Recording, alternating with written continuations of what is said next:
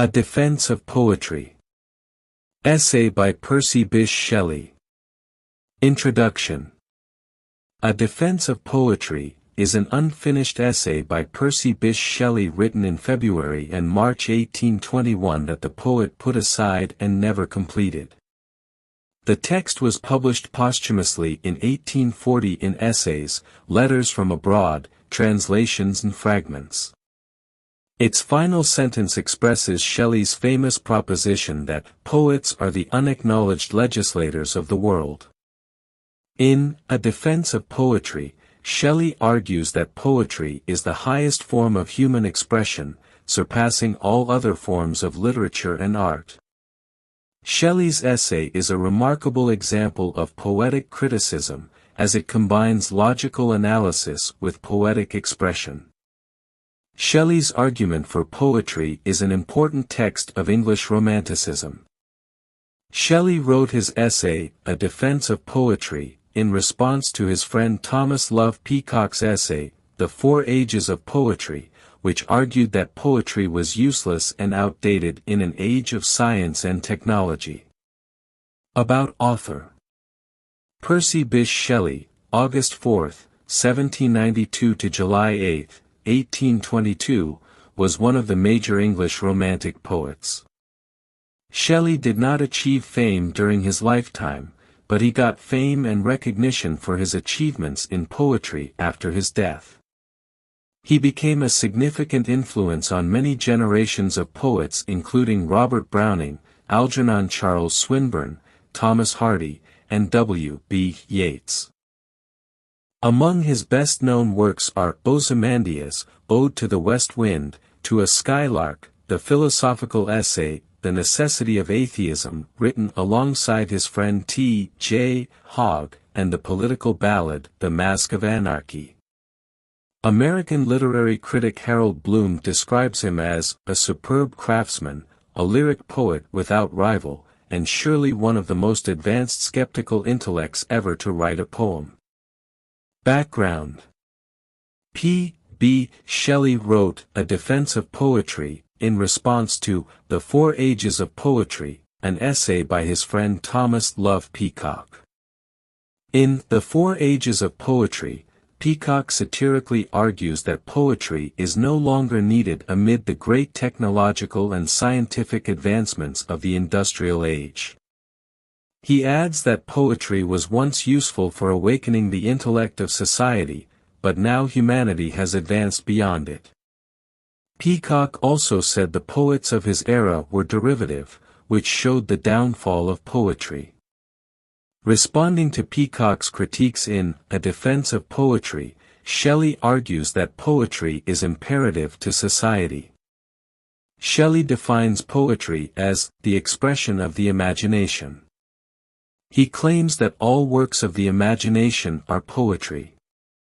Poets are critical to society because their works encapsulate universal truths and forecast a vision of the future for generations to come. A Defense of Poetry. In the essay, Shelley argues that poetry is the highest form of human expression, surpassing all other forms of literature and art. He contends that poetry is not just a means of entertainment or a way to express emotions, but rather a way to explore the mysteries of the universe and to connect with the divine.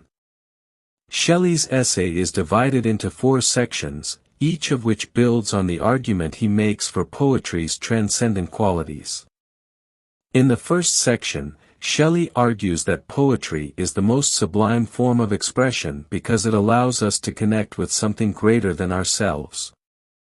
He contends that poetry can convey not only the beauty of the natural world but also the abstract concepts of love, justice, and freedom. The second section of the essay is a defense of the role of the poet as a prophet and visionary. Shelley argues that the poet has the unique ability to see beyond the surface of things and to understand the deeper truths of existence. In this way, the poet is a visionary who can inspire us to greater heights of creativity and understanding. The third section of the essay is a critique of the philosophy of Shelley's time. In this section, the poet shows that his beliefs had become too focused on reason and logic at the expense of imagination and creativity. Shelley contends that poetry is necessary to counterbalance the excesses of reason and to keep the human spirit alive using imagination and creativity.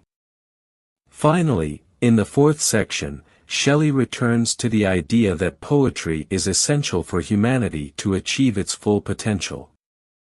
He argues that poets are the unacknowledged legislators of the world because they have the power to shape the way we think about ourselves and our place in the universe. Shelley also repeatedly says that poets are not recognized as great in their own time, because they are for the future and not exclusively the present. Shelley's beautifully written defense of poetry is a work that analyses the very inner essence of poetry and the reason of its existence, its development from, and operation on, the mind of man. Shelley said poets are not only the authors of language and of music, of the dance, and architecture, and statuary, and painting, but they are the institutors of laws and the founders of civil society. Shelley ends the essay with his last famous line, "Poets are the unacknowledged legislators of the world." Conclusion. Thus, we can see that, A Defense of Poetry, is a passionate and deeply philosophical essay that explores the nature of human creativity and its role in shaping the world around us. Shelley's ideas in A Defense of Poetry continue to influence and inspire poets and thinkers. The essay is also a passionate manifesto for the importance and relevance of poetry in society. It offers a rich and inspiring perspective on the nature, history, and purpose of poetry, as well as on the role and responsibility of poets.